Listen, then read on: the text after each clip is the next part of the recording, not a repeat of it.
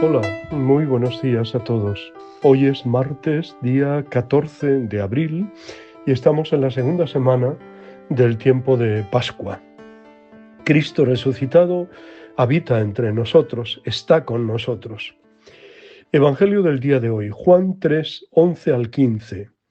Con afirmaciones cada vez más profundas, Jesús va conduciendo a Nicodemo y a nosotros a un conocimiento mejor de lo que significa creer en Él, un conocimiento que nos transmite el que viene de arriba, el enviado de Dios, el que da testimonio del saber profundo de Dios.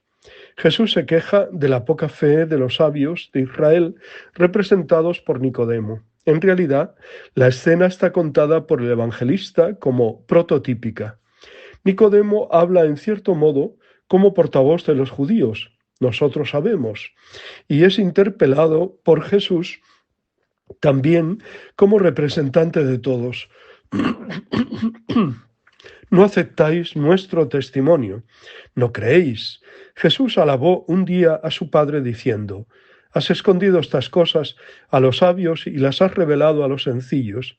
Algunos son muy sabios en las cosas de aquí abajo, y unos ignorantes en las de arriba, las que más valen la pena.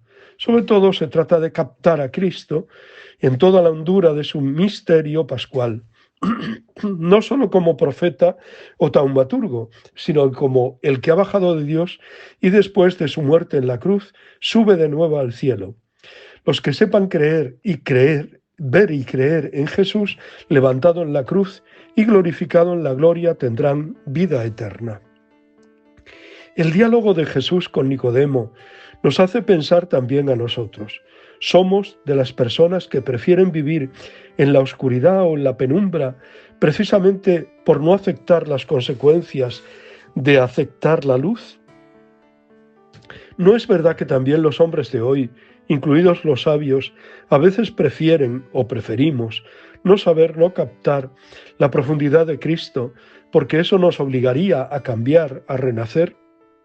Tal vez muchas personas sencillas, sin gran cultura, sin tantos medios espirituales como nosotros, que no saben mucha teología, pero que tienen buen corazón y unos ojos lúcidos de fe, sí están mirando a Cristo Jesús con profundidad y se dejan influir por Él, renaciendo continuamente y creciendo en su vida cristiana.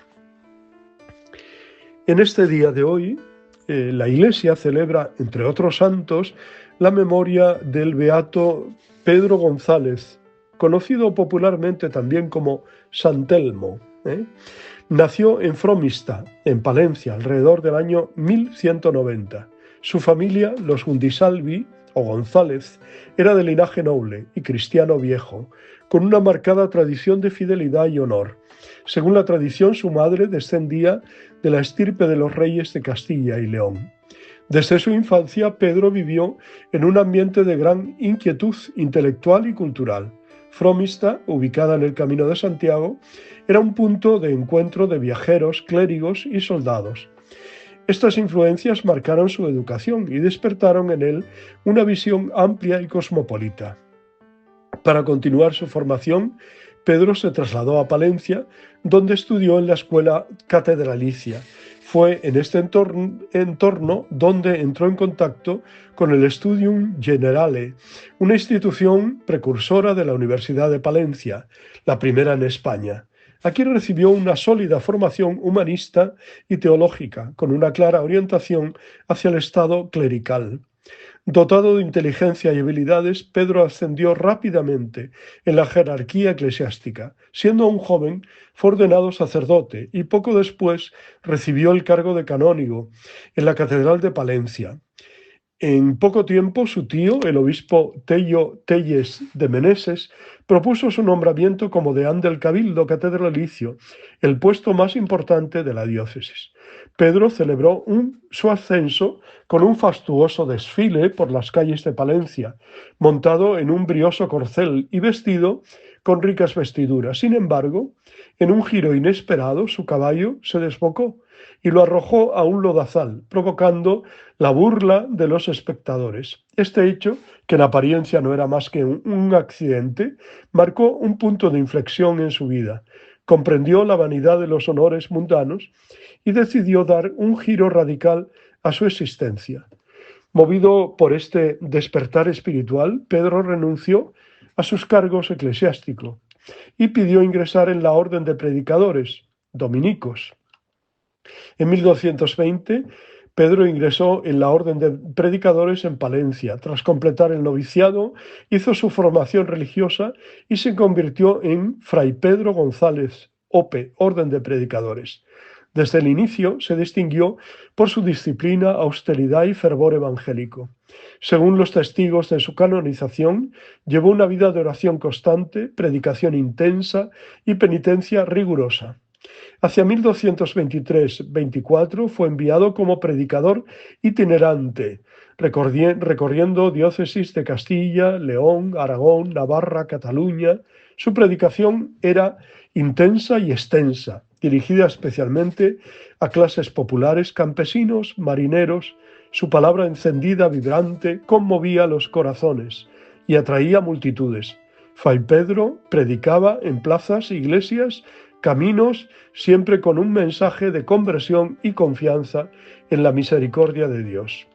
Su labor evangelizadora le llevó a servir como capellán de las tropas del rey Fernando III el Santo en plena campaña de Reconquista. Acompañó el ejército en las expediciones a Córdoba y a Sevilla. Las crónicas relatan que Fray Pedro realizó milagros durante estas campañas. Finalizada la conquista de Sevilla, Pedro consideró que su labor en la guerra había concluido y decidió retirarse a una vida más contemplativa y apostólica. En los últimos años, Fray Pedro se trasladó a Galicia y Portugal, donde su fama de predicador y taumaturgo se consolidó, sobre todo recorriendo numerosas poblaciones, sembrando el Evangelio entre las gentes del mar. Sintiendo la cercanía de su muerte, Fray Pedro se dirigió a Tui, donde predicó su última Semana Santa en 1246. Aquejado de fiebres malignas, intentó regresar al convento de Santiago de Compostela, pero sus fuerzas fallaron cerca de Riba del Ouro. Convencido de que era la voluntad de Dios de que muriera en Tui, exclamó a su compañero: «Carísimo hermano, es voluntad del Señor que en la ciudad de Tui deje el último aliento de mi vida, así que es preciso que cuanto antes volvamos porque muy en breve será mi muerte». Falleció en la casa de un amigo a quien, en señal de gratitud, le dejó su correa como reliquia. Su fama de santidad creció y su sepulcro en la catedral de Tui se convirtió en lugar de peregrinación. El Papa Inocencio IV beatificó a Pedro González en 1254 y su culto fue confirmado oficialmente por Benedicto XIV en 1741. Aunque oficialmente tiene el título de beato, la devoción popular se ha referido a él siempre como San Telmo y es así conocido. En el año 2024, el obispo de Palencia, Miquel Garciandía, viajó a Roma para dar impulso al proceso de canonización oficial de San Telmo. La iniciativa fue respaldada por los dominicos, por el obispo de Tui y Vigo y por distintas instituciones de Palencia y Tui. Con el paso del tiempo, su devoción entre los marinos se consolidó.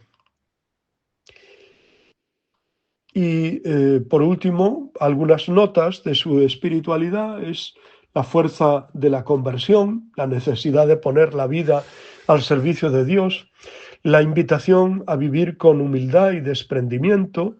Su vida nos interpela a salir al encuentro del otro, de tal manera que nos muestra que el Evangelio es un mensaje siempre de esperanza, capaz de transformar vidas y de dar consuelo en medio de las tormentas. Hoy, como en su tiempo, Pedro González Telmo sigue siendo faro y guía, especialmente para quienes enfrentan las inclemencias del mar, pero también para quienes buscan orientación en la travesía de la vida. Muchas felicidades a todos los que celebran su santo. Os deseo muy buen día, os abrazo y os bendigo en el nombre del Padre, del Hijo y del Espíritu Santo. Os quiero.